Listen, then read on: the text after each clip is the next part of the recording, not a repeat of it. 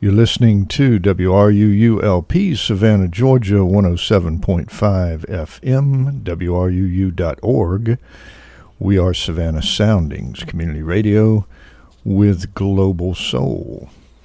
This is Wayne. Thanks for listening in to Savannah Lexicon this morning. It is time for that. I'm going to go ahead and tell you, those who have been listening, you were just hearing the Indigo Girls version of Tangled Up in Blue off of 1200 Curfews. Prior to that, we heard Somebody to Love, Chris Isaac, Always Got Tonight is the CD. So I just wanted to get that in there before we transition, before I shift gears into Savannah Lexicon. And Savannah Lexicon is a show designed to talk about all sorts of issues, important social, political, and cultural issues that shape Savannah. And I speak, those listeners, regular listeners know, I speak with local representatives of the local government, social service organizations, cultural organizations, and so on.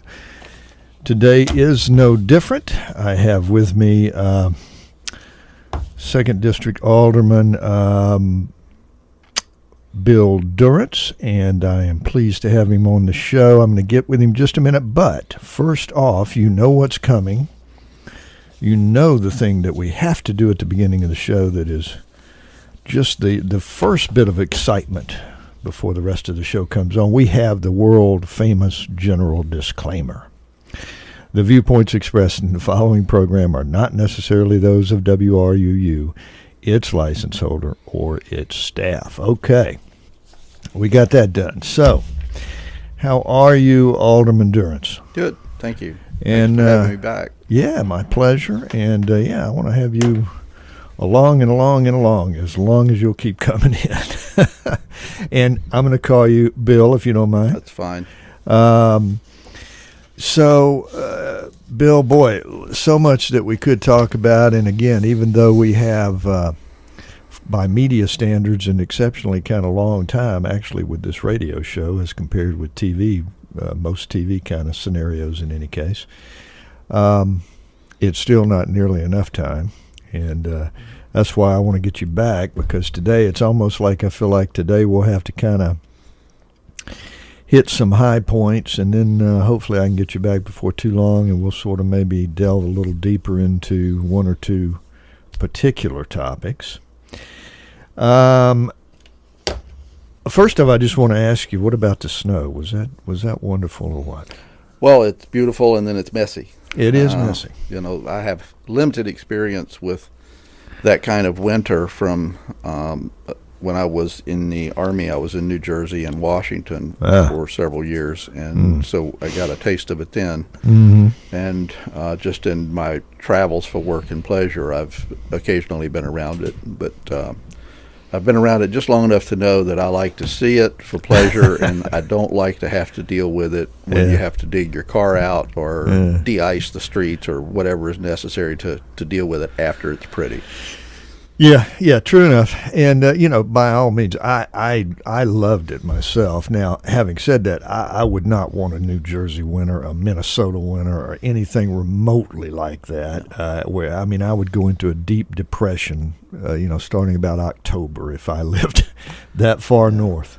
I have a friend moved here a few years ago from Virginia, but originally from Wisconsin, and he's been making sour noises about how he moved here for the weather, and he gets this. And I have pointed out to him that if he were still in Wisconsin, it would be so much worse. Oh, absolutely. So, my goodness, we think this was horrible, and it was cold, but it was nothing like what they saw up in the upper reaches of the nation. But it was pretty. I got out there on the squares and took some photos and that sort of thing. Did you get out with your? I did. My wife and I got out and walked around for probably about 8 hours wow. on the day that it snowed. We were out when it really started coming down, and walked all around downtown and stopped in a couple of places for a break, a beverage break to absolutely try to stay warm. But it was beautiful, and I was impressed with the creativity, not surprised, but impressed with the creativity of some locals with the variety of snowmen that I saw, and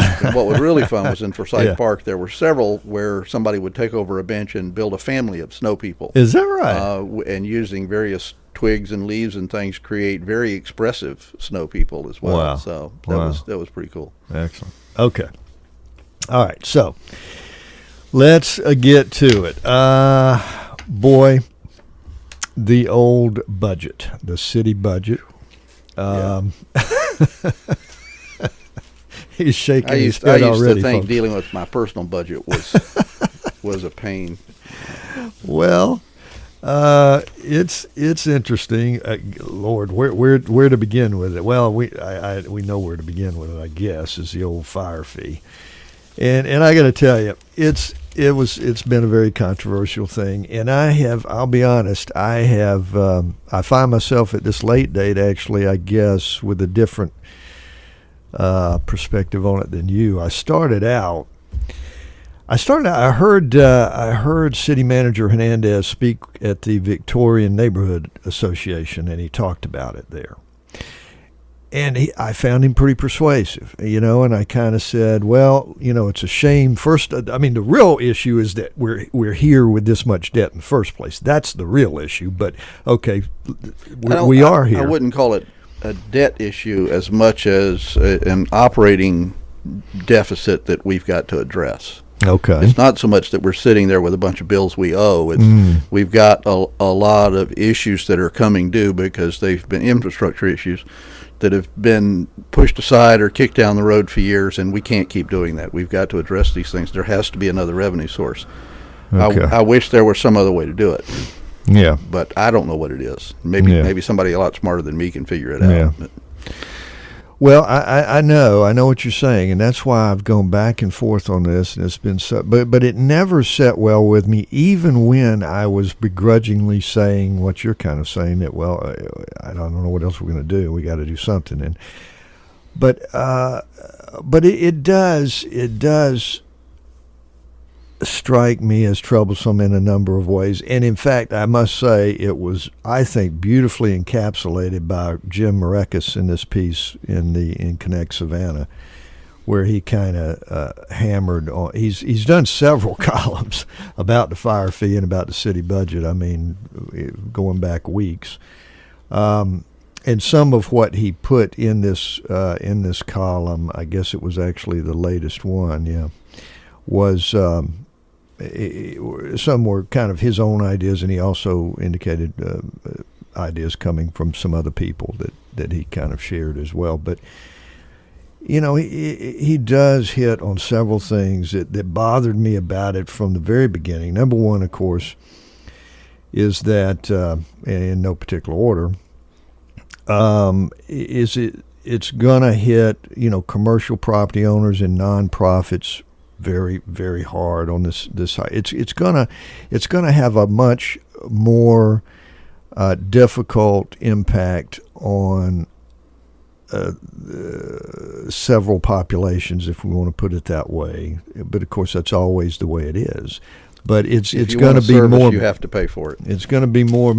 Yeah, but this is and this is another point he makes. This is a service the city primarily. I mean, their primary responsibility. It has to be paid for some way. Well, that's true, but I mean, and we have been paying for it out of the general fund, and it's been taking effectively 30% of the general fund to pay just for the fire department. Yeah. We can't sustain that because the fire department expenses are going to continue to grow. Our tax digest is not growing at the same kind of rate as our expenses are. How not? Since 2008, we've been living off of not doing capital expenses that we needed to do for infrastructure repair since the recession. I mean, some of the things that we've been dealing with, and this is, I mean, there's plenty of fault to go around, but basically the city hasn't been taking care of business. No kidding. We have, just some examples, we have 760 miles of paved streets and roads in this city. And in our 2017 budget, we were able to budget for 11 miles of resurfacing. That puts us on a 75-year cycle for redoing our roads. Now, it's not quite that simplistic because some roads you do more frequently than others. Some need stuff more than others do. But just the simple math puts us in an unacceptable position for just taking care of our streets and sidewalks. We, in 2008, because of the recession, the city did not fill 8 or 9 positions with the Park and Tree Department. For the most part, they're still not filled. Because at this point, once we were able to start hiring again, the pay scale we've had available for those jobs and the certifications necessary to qualify for those jobs means that anybody that's got that certification can get a much better paying job somewhere else than working for the city. Right. So right now, just another example of the problems we've got that we're facing is the Park and Tree Department has something like 1,600 work orders for just tree trimming in this community. It's going to take 2 years to work through that backlog. We've got a situation where, with our discontinuous city lines, we're scattered all over the county in ways that are not connected.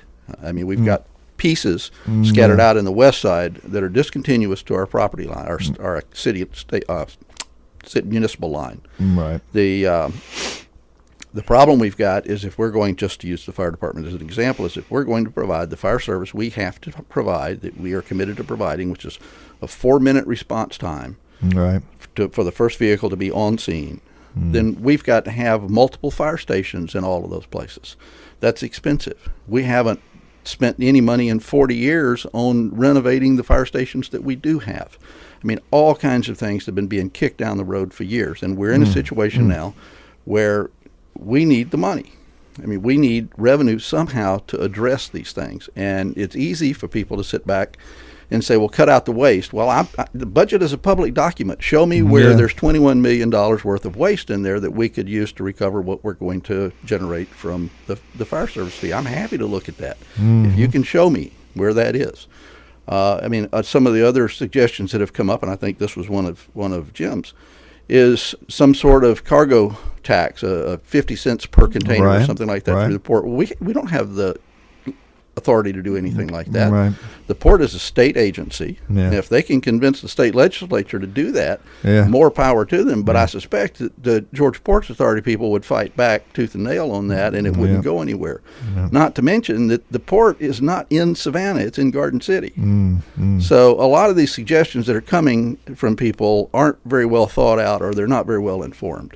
Now, having said all of that, I'm happy to listen to another solution if somebody's got it. But, you know, by doing the fire fee, we can generate $21 million, approximately $21 million of revenue, that then takes $21 million from the general fund that we can use to do the other things we need to do, like capital investments into the city's infrastructure. The community and social grants that people are adamant that we provide. It's about $1.5 million. It's not even that much, really, in the scheme of things. No, it's not. But that's about what we funded last year. And last year, when we talked about not being able to fund that stuff, the whole community was up in arms about it. And I certainly understand the value of those things in concept. I've got some real questions about the value of individual programs. One of the things that, and I'm not faulting any of the agencies here, but one of the things that concerns me is, you know, we have spent hundreds of thousands of dollars on issues like poverty and homelessness, and we haven't moved the needle in years with all the money we're spending. So one of the things we've got to figure out a way to do is be smarter about how we spend our money. But the first and most important thing that the city has a responsibility to is infrastructure, fire, like you said, infrastructure management, public safety, and public welfare. And for us to do that, there has to be more money than what we're getting. And one of the reasons a lot of people talk about how, well, we've got all this tourism business here, why aren't we making more money from that? One of the things that we've been looking at is, what does it cost the city? Because the city doesn't get direct revenue from the tourism industry, except for the hotel motel tax, and we only get half of that. You know, the legislature determines how that's going to be spent.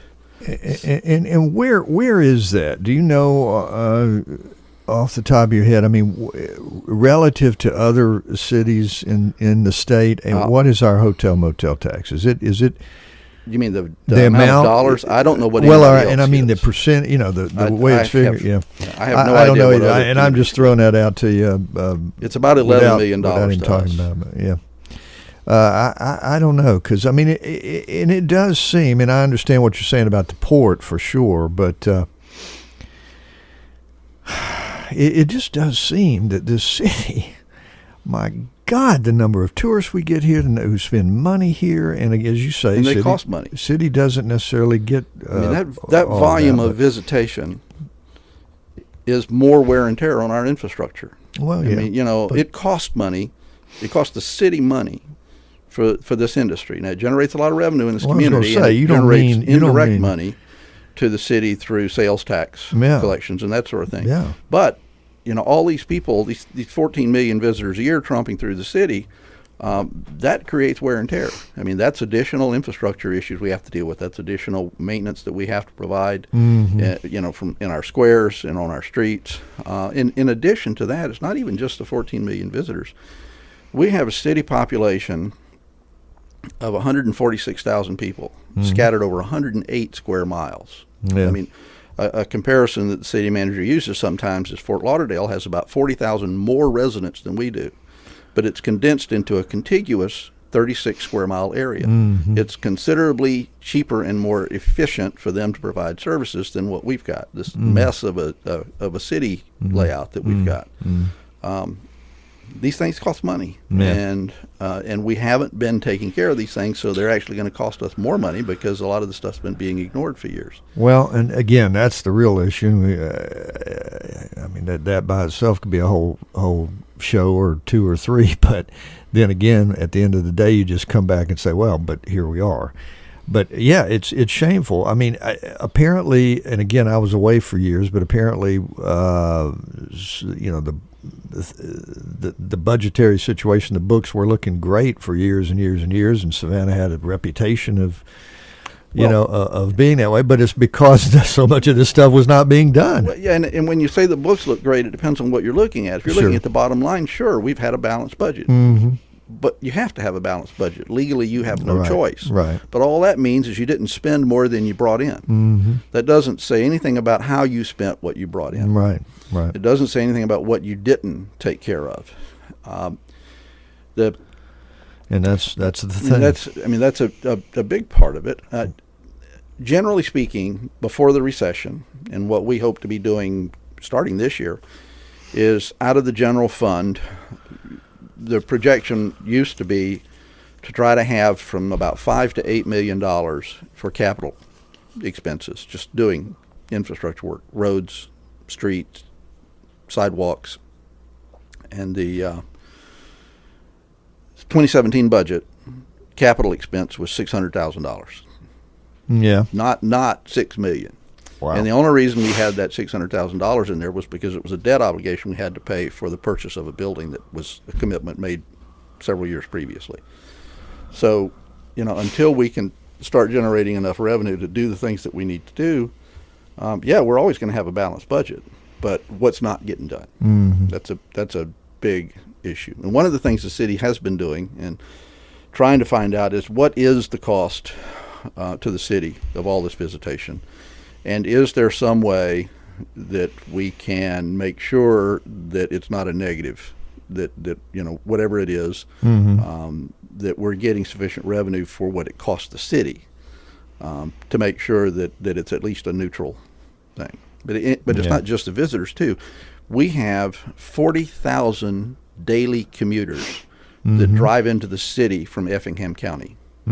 They don't pay property taxes here. They don't contribute to the general fund other than what sales tax revenue they may pay when they buy something here. Right. And yet they do a tremendous amount of wear and tear on our streets and roads. It's true almost anywhere, Bill.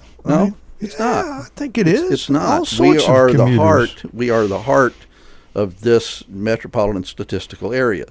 So we are the draw. It doesn't happen in Effingham. 40,000 people. I don't mean a place like that, but any decent-sized city any has all sorts of commuters coming in from any number of directions. It does, but that's wear and tear. That's another cost, is my point. And we have to figure out a way to pay for that, and the people that are creating some of that cost aren't helping pay for it. Well, okay. No argument there, but again, I don't think But this is that's another thing about who's paying unusual. for what. Yeah. We have 5,800 properties on our tax roll, not on our tax rolls. I'm sorry, 5,800 property PIN numbers, property identification numbers, in the city that pay no property taxes. 10% of our spends in the city pay no property taxes, contribute nothing to the services that they're getting. And that's part of the thing with the fire service fee. And the fire service fee is not something new. If you lived in the unincorporated county, you'd be paying a fire service fee. If you lived in some of the other municipalities in this county, you'd be paying a fire service fee. Yeah. I mean, you're paying for a service that you're getting. And yes, there are some. We're paying taxes for services we're getting too. Well, we could do it with taxes. I mean, we could raise taxes 5 mils over the next 2 years and get that revenue. But that means that all of those nonprofits, those 5,800 properties that are getting the service, are still not getting the service. They're being subsidized by the people who are paying property taxes. Yes, there are some people in these nonprofits that work at very thin margins, and it's going to create a hardship for them, just as it's going to create a hardship for some property owners. And we're doing what we can to address that. But, this is something that's come up several times in several conversations recently. The bottom line is we have stuff we have to take care of. Yeah. And I mean, and frankly, I think that right there, and again, not that it's the current administration's fault or current city council fault, but that's what sticks in everybody's craw is all of this is because of mismanagement going back years and years and years. So that's what's so irritating, I think, to everybody, and why everybody is saying, this stinks. We're going to be paying this fee basically because of city's mismanagement. Well, and a lot of the people that are making those complaints put the people in office that did that. Well, yeah, sure, but all right. So, I don't want to point a lot of fingers about this, but to use another cliche, the chickens have come home to roost at this point. And this city council is the one, and this new city manager is the ones that have been tasked with having to fix the problem. Yeah, you're right. You're right. I mean, it's a difficult thing, and I find myself, as I said, going back and forth. Well, not just specifically about the fire fee, but about the fire fee too. But I've gone back and forth because it does come back again. The real issue is why we're here in the first place, which is not on you guys' shoulders. And so you guys, and particularly the city manager, my goodness, well, what a tough position he came into. So, I have a great deal of, I don't know what, sympathy or what have you for y'all as well in trying to be the ones to have to try to deal with this. And I don't know. I think the fire fee, look, it's moving forward, so it's in a sense maybe a bit of a moot point anyway. But let's move on away from that, or at least at the fire fee in particular, and just look at other elements. We've got the other thing is, and some people argue with some of these major capital projects that we have, that of course is a big expenses that we've got going. I argue with them. Yeah. We didn't instigate any of these that are in the process right now. We're just stuck with them. Right. Exactly the same kind of scenario. But and a lot of these big capital projects, again, people are quick to point fingers about something they don't like, but most of these big capital projects were selected by voters. These are SPLOST projects. These are almost every major capital project we've got right now is a SPLOST project, and it would not be on the books being done if the voters hadn't said, okay, that's what I want you to do with the SPLOST money. Now, I've got some real arguments with the way that's been done for years now. The original SPLOST, in the very beginning, was to generate revenue to help pay infrastructure needs, roads, sidewalks, things like that needed to be taken care of. But little by little over the years, as a sop to different constituencies to get them to vote for SPLOST, the SPLOST has become a drug to elected officials. And they like having that revenue because it's capital money that they can use for things that, I personally believe, in many cases, are vanity projects. The thing that's happened, though, is in order to get people to vote for SPLOST, they've offered up these little nuggets of things for different parts of town, different constituencies, and that sort of thing. And so what we are doing now with SPLOST money is we're creating facilities, and SPLOST money can only be used for capital construction for those projects. So all of these facilities we're creating with the SPLOST money, once they're done, create operating expenses and maintenance expenses, and none of that's taken care of by the SPLOST vote. Right. So what has been being done, in addition to not taking care of things that needed to be taken care of, we've also had a long-term deficit issue created for us with all kinds of new operating costs that are going to be coming up as we move forward with these various projects, like the Cultural Arts Center or the arena. Those things are going to cost money to operate, and that's new operating costs that we're going to have. Yeah, plenty of money in the first place just to build. But all of these capital projects, I've got plenty of arguments with them myself. But anybody that wants to point fingers about why we're doing this stuff needs to go back and see how they voted for SPLOST, because the voters are the ones that said, okay, I want you to take this money and spend it on this thing. Good point. All right, let me interrupt here. And boy, we got so into it. I have not even kind of reminded listeners, if you're just tuning in, thanks for listening to Savannah Lexicon this morning. You've picked a good show. Of course, every show's a good show to tune into, but this is a very good show today. I'm speaking with 2nd District Alderman Bill Durrence, and we're talking budget and fire fees and SPLOST and all sorts of good stuff. We have already hit, I don't believe this, we just barely got started, and it's already halftime here. So just hang on just a minute. We're going to have to take care of a little bit of business, but do hang on, and we'll be back very shortly here. This portion of WRUU-LP Savannah Soundings programming is made possible by a grant from Brighter Day Natural Foods, offering produce, vitamins, and supplements, and a deli and juice bar. Brighter Day is located at 1102 Bull Street at the south end of Forsyth Park. More information available at 912-236-4703 or brighterdayfoods.com.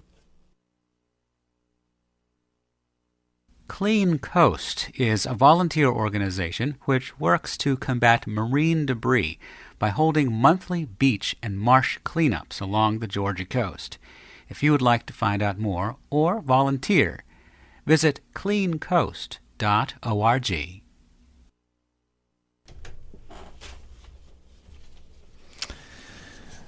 All right.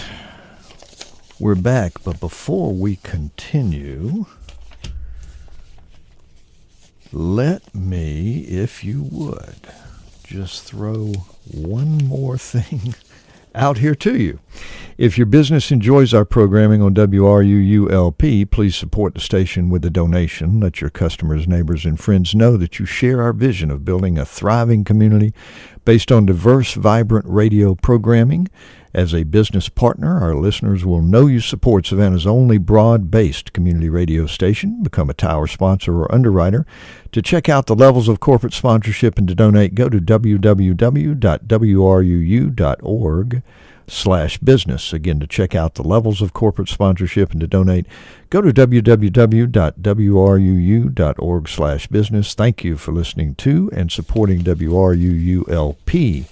This is Wayne. We are here at Savannah Lexicon. You are here listening to Savannah Lexicon. I appreciate that fact. Speaking with 2nd District Alderman Bill Durrence about the budget and all sorts of other things. And, man, I can already see I'm not going to be able to get to half of what I wanted to get to today. City council meeting. But, yeah, exactly. I'm sure it is. And Bill said it's sounds like a city council meeting. The fact of not getting to half of what you think you want to try to get to, but at any rate, we're going to do it, and with Bill's good graces, hopefully into the future, I'm going to get him back, and we'll be talking about this again in these various issues, and I'm going to have other aldermen on as well as we go along. I've been trying to get a suitable schedule a suitable day for Van Johnson to come in, and I'll have other aldermen along as well. So we'll be talking about this along as we move forward. Okay, we've talked about the city budget, we talked about the fire fee. You've made some very good points about all of the above, and the fact that really and truly it is, again, you guys at this point, this administration, this city manager, this city council, who is having to try to start to deal with all of this stuff that really goes back any number of years of just not taking care of business as it should have been taken care of. And that is a point we really, all need to remember as we try and wrestle with all of this. Another issue, hotel zoning is an important issue, and I know this has been, you were a real somebody to really hit on this hard as that issue had been moving forward and being considered with the city council, and come to some kind of agreement. Tell us a little bit about that as far as kind of the hotel zoning overlays. If you think we don't have enough time to talk about the fire code, we certainly don't have time to talk about zoning. Well, let's just hit the high points on that as far as the about a little over a year ago now. Before that, there has been a lot of talk for a long time, particularly around downtown. Right.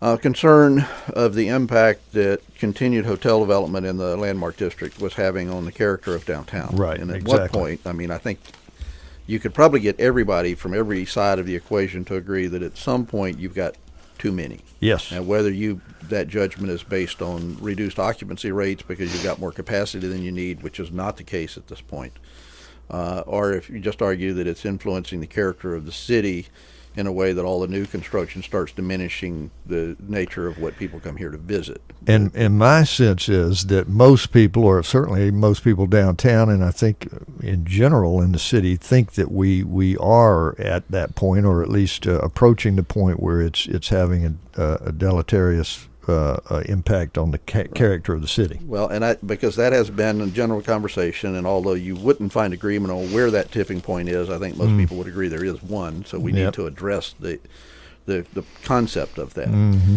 A little over a year ago, the mayor threw out a suggestion that we create a small hotel category, because up until even still today, because we haven't finished any ordinance changes yet, the hotel definition in our ordinance right now is anything larger than 15 rooms. 15 rooms or less is called an inn, and it has a different kind of regulatory aspect. All right. But anything larger than 15 rooms is a hotel, whether it's 16 or 300. Right. And so the suggestion I can see where was, that could be problematic. Right, yeah. And some of this came from a similar thing that Charleston has tried, and probably some other communities as well, but we knew that it had been done there. And the idea was to establish a second category of hotel, a small hotel category that would be, and at the time the mayor threw out the number 55 rooms, nothing more than 55. Now, and going back and forth and trying to find something that everybody could agree to, and there's been a lot of back and forth over the last year. And this is including hotel. Right. The stakeholders have been at the table with this. In particular, the person who's probably done the most Herculean job in all of this is a young man named Shane Corbin, who's the city's zoning administrator. And he has spent the last 6 or 8 months going back and forth between all these different stakeholders and sitting down and meeting after meeting after meeting with them and figuring out something that everybody could agree to. Yeah. One of the changes, what we talked about initially was creating the small hotel category, and we just delineated some street boundaries where everything east and south of those boundaries would only be, any new construction would only be small hotels. Right. Well, that was too simple. And it was simplistic. Simple would have been great, but it didn't work, is what it amounted to. Right. So with a lot of back and forth effort, one of the things that actually the hotel industry came back and said, well, look, instead of just creating an area that's only small hotels and the rest can be small or large, why don't we fine-tune this a little bit more and designate a number of areas that can be no new hotels? And in particular, to do that, to protect any potential for putting hotels on the squares, to make sure that we protect the squares from anything like that. So, of course, there was still a lot more work to be done, and Shane. It's amazing they came up with that. They came up with that. They absolutely did. And I must say, all the stakeholders have been really good. I've tried to stand back from this a little bit because sometimes I'm a lightning rod for some things on some of these issues, and So Shane has worked diligently with residents, with preservationists, Downtown Neighborhood Association, Historic Savannah Foundation, the attorneys and the developers that represent hotel interests. And we actually have an ordinance revision going before MPC today, meeting this afternoon. Exactly, yeah. And that will establish zones where no hotels can be put. It creates a map overlay, basically. Right. It's defining some areas where you can do something now that you couldn't have done before. Right. But that's in commercial parts of town. Right. And it is, they did change that small hotel definition to 75 rooms. There's an industry standard that indicates that 75 rooms is the break point for being able to provide amenities. And something like a restaurant in the hotel, if it needs 75 rooms to make that pay, then that seemed to me a reasonable accommodation, because a small hotel near or adjacent or even within a residential neighborhood with a restaurant is going to be a better neighbor than just a hotel would be. It's well, except to the restaurateurs in that area, perhaps. Well, I don't think any restaurateur in the community is having any problems right now.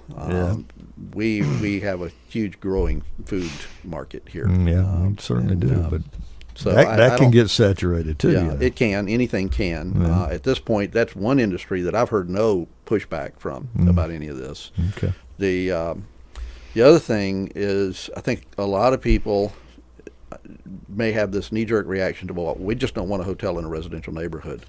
I understand that. By the same token, I live right around the corner from the Bryce Hotel, which is not a small hotel. It fits the large hotel category, and they're a terrific neighbor. I mean, we've got some parking frictions because of their guests, and particularly because they've got a real restaurant. It's not just a hotel amenity. I mean, Pachi is a very nice and locally a local destination restaurant. Excellent. So we have parking frictions sometimes from their busyness. But they have been a terrific neighbor, and that doesn't mean that every hotelier is going to be. But I think a small hotel in some of these areas can actually contribute to the neighborhood. So I mean, it's okay. And so everybody has worked very well to move this forward. There's been a lot of technical discussion about odds and ends of things that come down to, whether this pronoun or this adverb should be part of the language. I mean, just the technical writing of this for clarity and for legalese. But it's moving forward. And along that line, that is a subset of the broader large-scale development zoning that we do. Right. And we are working on that. Last city council meeting last week, there was an agenda item modifying the zoning or revising the zoning that applies to large-scale development. And when most people hear about that, they think automatically hotels, but this is large-scale development, whether it's hotel or residential development or commercial development. And some of the issues about bonus floors and street-level activation and green building and building materials and all of those things are being looked at. But there was some concerns from some stakeholders about the language of that revision, and so we've pulled that. And I'm actually meeting with a substantial number of these stakeholders from all different aspects of the community on Thursday for what I hope will be a new way of trying to address these changes. We've got to find a better way to tackle these things than the way we've been doing it, where we create some sort of language and then everybody yells and screams and argues about it for 6 months before we get around to sitting down at the table and figuring something out. And so my goal this Thursday, with the meeting I'm doing Thursday afternoon with all these folks, is to see if we can figure out some sort of working group that can address these things in a little more effective and efficient way. Okay. If you're just joining us, appreciate you listening to Savannah Lexicon today, and my guest is 2nd District Alderman Bill Durrence. We're talking about the budget and capital projects and all sorts of stuff regarding this fine city that we live in. All right, let's just jump. We're running a little bit out of time. We'll kind of hit on some other stuff. There's so much more to talk about, and again, I'm hoping to get you back before too long. But the budget is funding, along with the arena project, which is a huge project and a very long-term project. And I guess we're not going to have time to really get. Let's just be clear, though. That's SPLOST money. That's not the budget. Okay. All right. But what I was going to refer to is this Civic Center improvements, which was is coming in, and I think everybody agrees that the Civic Center needs some improvement. Yeah, if you've walked in there recently up to the second floor, you see that a big chunk of it is encased in plastic because we have a roof leak. We have maintenance, and we and have all this. probably 2 to 3 years that we're going to have to continue to use that facility. Yeah. Whatever decision we make. 2 to 3, is that all? Well, you think? probably, maybe longer. I mean, who Okay, knows? yeah. But we know that we'll have at least 2 to 3 years. Right. That we'll have to continue to use that facility because we won't Right. have anything new yet. Yeah. Right. And so we've got to keep it viable for that. Yeah, and absolutely. So that's We what do. that's what that maintenance is the things Yeah. that we need to do to just keep that building usable. And I doubt very seriously that that's of any major concern to people. That I can't imagine too many people would argue with that. Well, I don't know. I mean, people argue about all kinds of things. Some of the people that argue about it may be part of the nonprofit groups that we let use it for free anytime they need to have a meeting space. So, all right. Okay. Just skipping around a subject of a different matter.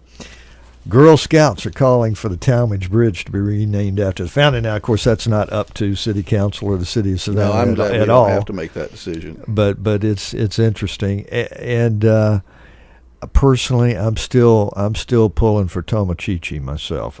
Nothing against Juliet Gordon-Lowe, nothing against the Girl Scouts, but I just think Tomochichi. I works think there are partisans of all stripes who can make a legitimate case for Sure. Tomochichi, for James Oglethorpe, well. for Juliet Gordon-Lowe, for W.W. Law. Yeah, I mean, there's Yeah, any sure. number of Sure. worthy candidates out there. sure. My position is the minute I've got two thoughts that make me stay with the idea of just calling it the Savannah or Savannah River Bridge, Yeah. rather than naming it after any individual. Is number Yeah. one, if you name it after any individual, then everybody else that wants somebody else's name on it is going to argue and fight with you about it, Yeah. and it becomes contentious. True. And Still. the other thing is, somebody said something to me a little while back, and I realize most of those people are long dead, and we're not likely to get new revelations about them that are right. unfortunate. Right. But somebody said to me not too long ago, imagine if somebody had suggested 10 years ago that we name something after Bill Cosby. Right. So Yeah, I just sure. think I think mean, the you never know. safest thing for us to do is stay away from names. I would just quit naming anything after people.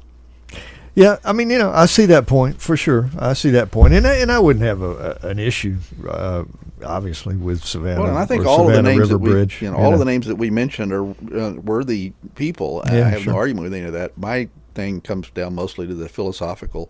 Rather than have an argument about whether Tomochichi or Oglethorpe or Law or Lowe is appropriate, let's just go with something neutral. Yeah. Well, that may be wise. The other thing we're talking about, I just wanted to bring up real quick. Are you surprised? I have been, frankly. There was so much made and continues to be about the naming of the bridge, and there was apparently, according to the poll that the city did, not any great interest about the Confederate monument at all. I heard very little from people about that. That's surprising to me. And the few I did hear from were, I think, mostly reacting to the communities that had just sort of quietly, without a lot of public input or anything else, taken down monuments, and they were adamant that we leave it alone. Yeah. I haven't had anybody really come to me with an insistence that we take it down. Now, I think that the mayor made a good suggestion in that we maybe do some expansive interpretation. Well, I agree wholeheartedly with that, at least that. But the thing is that the poll showed more of an interest to just leave it alone. Right. And I think part of that, which is, again, when this first came up striking at to me. the city council meeting a little while back, Vonette Goodwalker, a local tour guide and historian, made the point, and I think a lot of people do understand this, that this is a different monument than so many of the monuments Yeah. that are being contested. Yeah. This monument was put up almost immediately after the war, Yeah. and it was put up as a funerary monument. Mhm. It's not glorifying. Now, the busts of the two generals that are there is a different story. Right. Exactly. But the main monument was a funerary monument meant to just honor the dead. Right.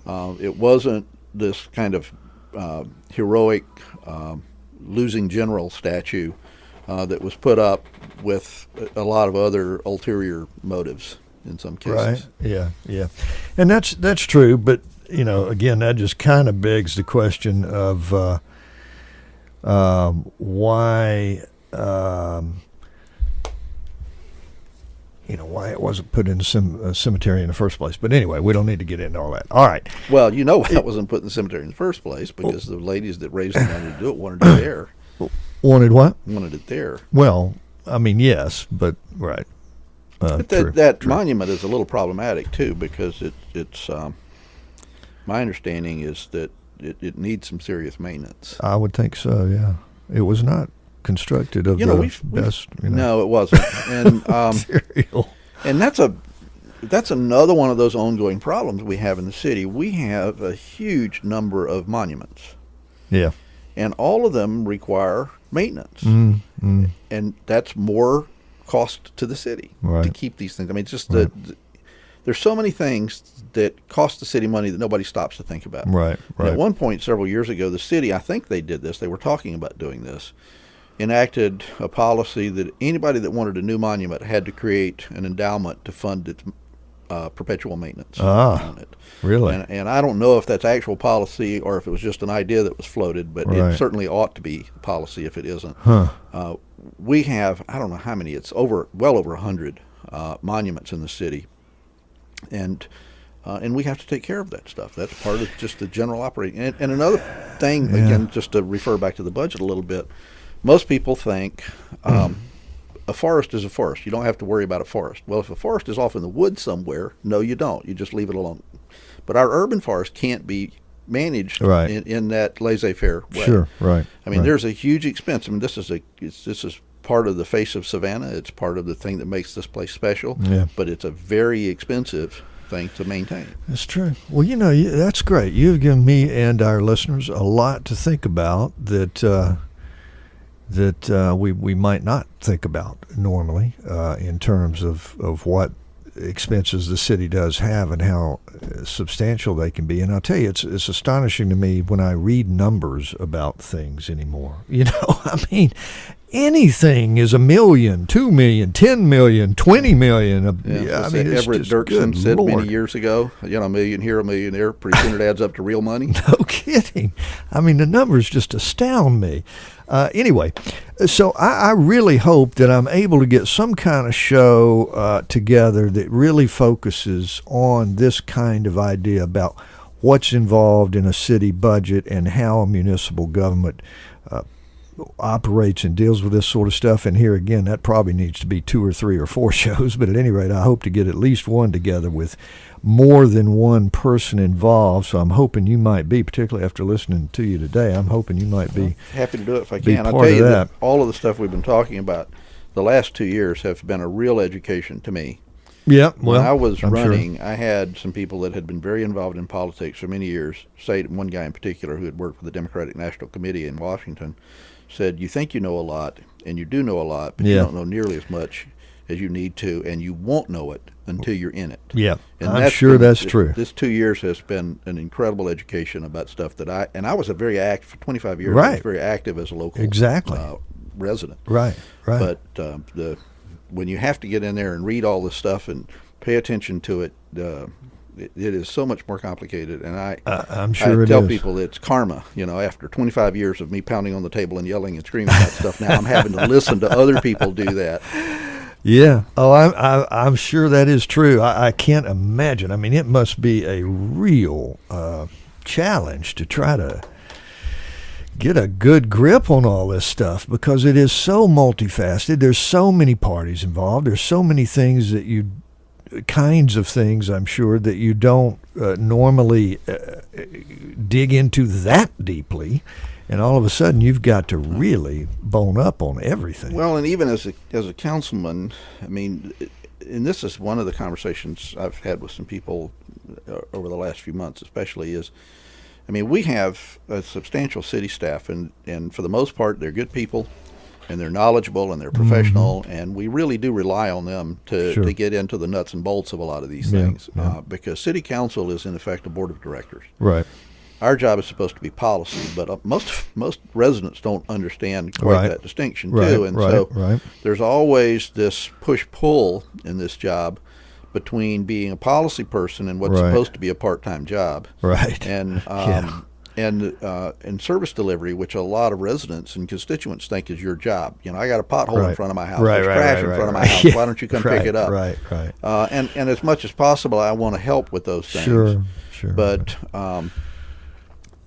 the other thing is, there was a Facebook post a couple of days ago about something, and I normally don't respond to any of these things because you cannot win in an argument on social media. You can't. But sometimes I can't resist. And this person had said something about Savannah needs to do this. And I just want to say to people that take off on that kind of tangent, well, who do you think Savannah is? Yeah. I mean, what have you done to help with this? And have you made it worse by standing up and yelling, Savannah needs to take care of this? Yeah. Well, good point there, too. The people that fuss because the weeds in the lane behind their house haven't been trimmed as frequently as they need to be. Well, step out behind your back door and trim the weeds. You're part of this community. Help out a little bit here, because if you keep waiting for us to do it, they're going to get higher because we have limited resources. And if we are able to take care of it to the level you want us to take care of it, it's going to cost you more money. Yeah, good point. So, I mean, residents need to be willing to, help pick up the slack here a little bit. This is all of our cities. This is all of our city. Whatever you get my point. All right, Bill, we got to stop it. I appreciate it so very much. Listeners, if you will hang in there, I'm going to use the last little bit, not much, but a last little bit of time I've got before the top of the hour.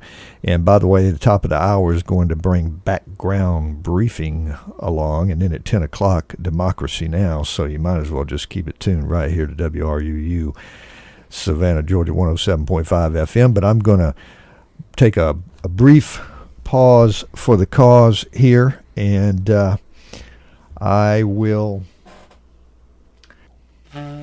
We got just a few minutes before I've got to go away, but I appreciate you listening to Savannah Lexicon today. I love having Alderman Bill Durrence on the show, and we'll get him back just as soon as I can. Okay, a few things I wanted to mention. Number one, I saw in today's paper that the Chatham County Superior Court Judge James F. Bass Jr. denied efforts by an attorney for Jerry Chambers, the guy who created the havoc on 4th of July there around City Market, and that resulted in several deaths, that he could be tried on felony murder and vehicular homicide charges in the 3 deaths. I'm very happy to see that. Also, let you know about some things going on. What do we got? What do we have? Well, tomorrow, the 10th, there is a CAT public meeting. Chatham Area Transit Authority is going to meet at 5:30 p.m. at Joe Murray Rivers Jr. Intermodal Center, the bus station, essentially. And it's a public opportunity to talk about things and make suggestions and all of that sort of thing. So that's something you might want to be aware of. Also, know that January 12th is the last opportunity to register for the Winter Science Series Microplastics Lab that's going to go on January 16th at the UGA Marine Education Center and Aquarium. So you have until the 12th to to take care of that. City of Bloomingdale has a council meeting on the 11th.